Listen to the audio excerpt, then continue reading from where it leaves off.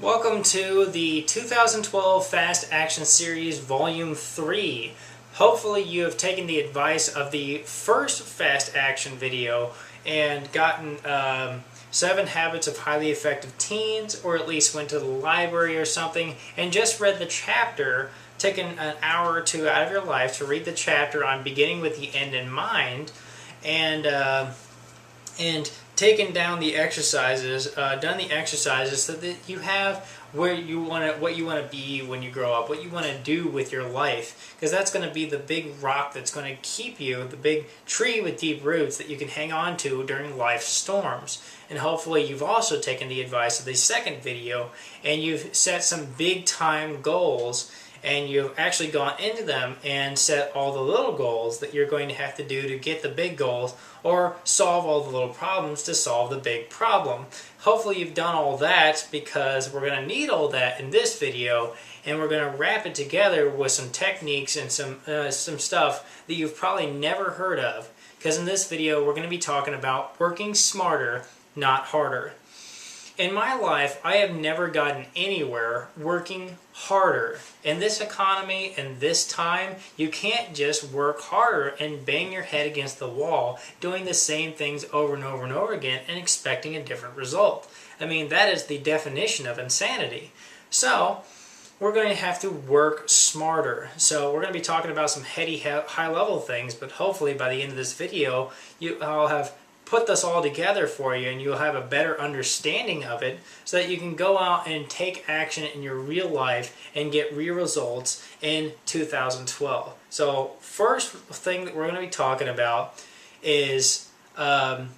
Paul MacLean's triune brain theorem. Now, the triune brain theorem is based on the theory of evolution. However, regardless of your religious beliefs, we can just use it as the tool that it is so that we can get real results in 2012. You can believe in what you believe, but when immunizations protect you from disease, you're still going to go to the doctor.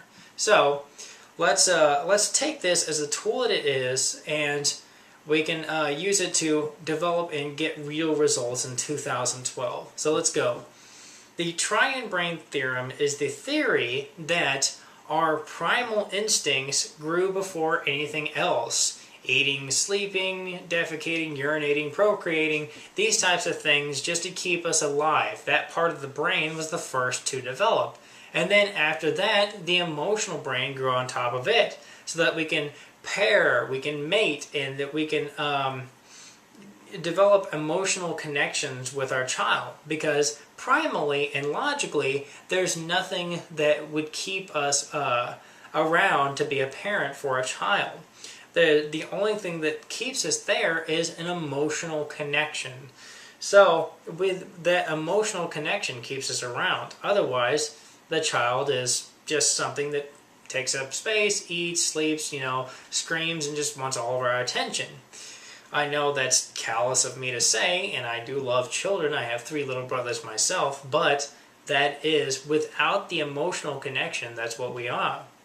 So, the emotional brain develops second. Then our big logical cerebral cortex developed on top of that, and that is the triune brain theorem.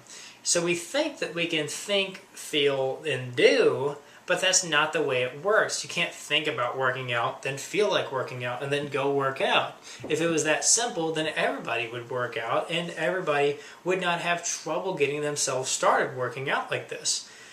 So, what actually happens is that we do, feel, and think. It's called backwards rationalizing. We do something, and then somebody's like, why'd you do that? And then you're like, well, because I wanted to.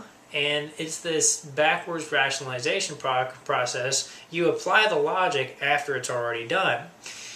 And just a couple examples of the power of the primal brain. If you've ever been pushed by somebody, physically pushed, usually you want to kill them. And that is the first thing that springs to mind. You want them to be dead. And that's not a logical reaction. Even pushing them back is not a logical reaction. It doesn't solve anything. But that's the power of the primal brain. Or whenever you're in an elevator and too many people pack in there, so there's lots of people in your personal space, if you were doing a math problem in your head, you can't think about anything anymore because you feel threatened. If one of those people started attacking you right there, there's not a whole lot that you can do about it. So that's the power of the primal brain. If we didn't have our emotions, and if we weren't ruled by our emotions, regardless of our sex, social status, or where we are in the world, if we weren't ruled by our emotions, then whenever we went to the grocery store, we would choose the apple over the brownie every time. It's the more logical choice. But we choose the brownie because we have the emotions, and it's also a primal thing as well because we need the glucose or the sugar and we want it right now instead of in a little bit, But it's an emotional thing. It's a primal thing. So how do we use this to our advantage to go and create things in 2012? I'll tell you how.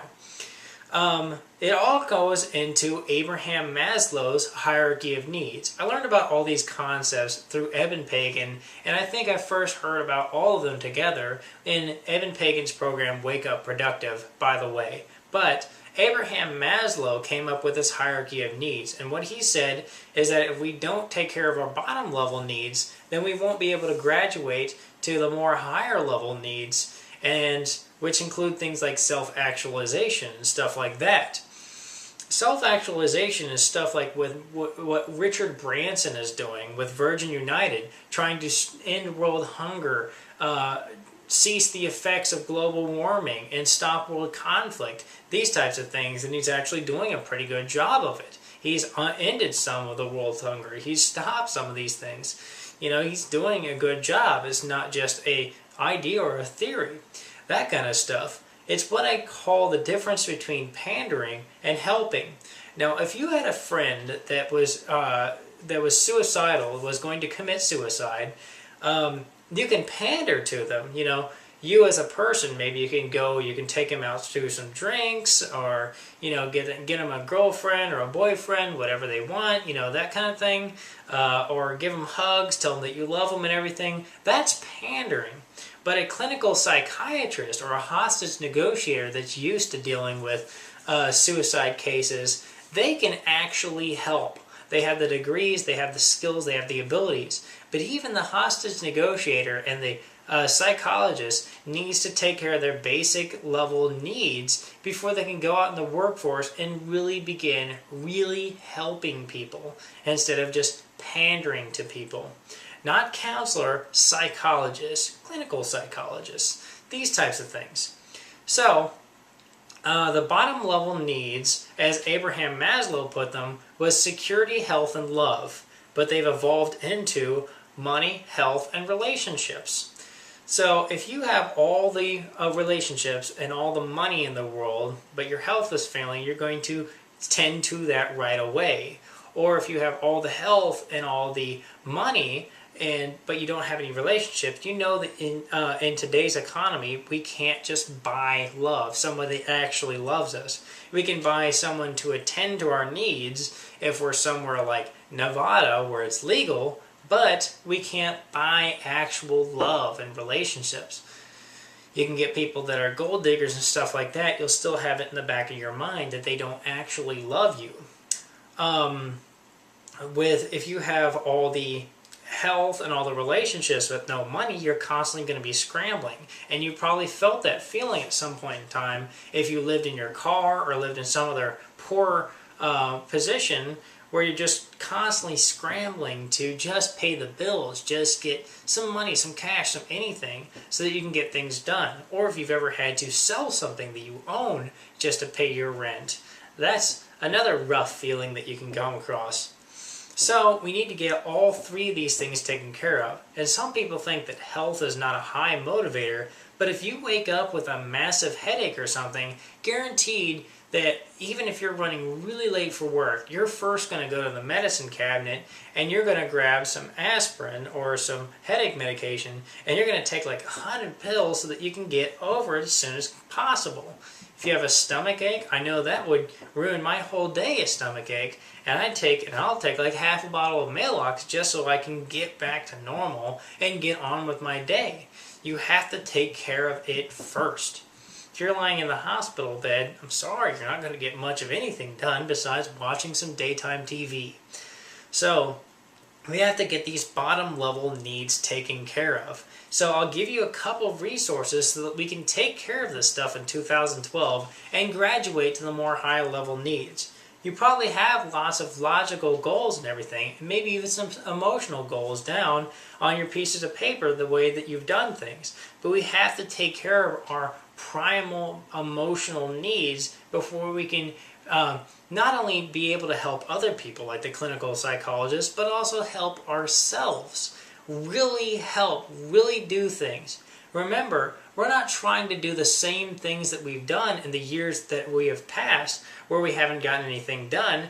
We're trying to really get something done. So we're going to have to do something drastically different. Work smarter, not harder. The first thing I would recommend is Evan Pagan's program, Wake Up Productive. This is going to allow you to get things done on the outside world. The promise of the program is to make you at least twice as productive. I know that whenever I went through it, I became 8 to 12 times as productive. Massive increase in productivity. And not only that, well, there's no journals, there's no planners, there's no calendars or anything like that. But not only that, but you'll also be able to be happy on the inside, and it's you'll get a lot of energy out of it, a lot of health out of it. Evan Pagan accidentally lost 20 pounds. I lost 20 pounds myself going through the program. So I'd highly recommend Evan Pagan's Wake Up Productive first and foremost. And I'll provide the links down below. Yet again, I have to say, I don't make any money off any of the things that I recommend to you.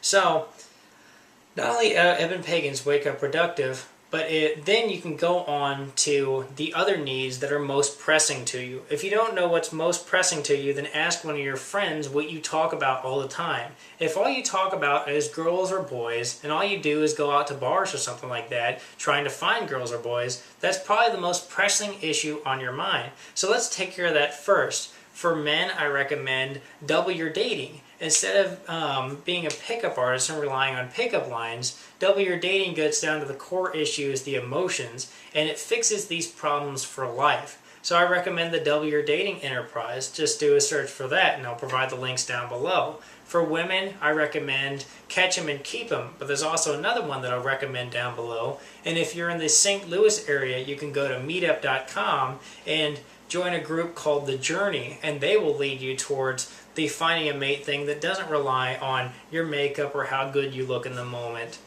So we can do that. You can find a quality mate instead of the quantity of mates that you're probably used to shooting down in the bar every month. I'm of course talking to the girls. Guys don't usually shoot down tons of women in the bar. But if you are struggling with money, I would highly recommend Evan Pagan's program, Self-Made Wealth. This shores up the holes in your money bucket. And by that I mean, like, if you make $30,000 a year, if you're not getting $30,000 or at least $15,000 out of that, then there's something wrong. If you're making $30,000 a year and you're only paying $15,000 or less than that in bills, then you should be able to buy a $60,000 house in 4 years. And if you're not doing that, then some of your money is disappearing and you don't know where it's going. So you shore up these holes, and then your money that you get is your money that you keep and that your money that you can use. So instead of paying for a $60,000 house for several years, you pay it in 4 years in cash, and then you can just have it. But start clicking through the links down below, because I want you to get things actually done in your life. For health, real quick, there's lots of things that I've recommended before that you can go through all the other videos. The Abs Diet by David Zinczenko, Core Performance by Mark Verstegen, but I'm also coming out with my own product down the line, and that will and I'll slowly get that kind of information out to you.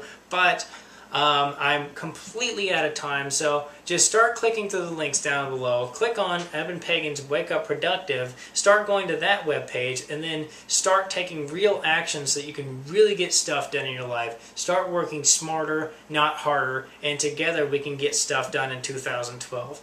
Thanks so much. I'll see you in the next video.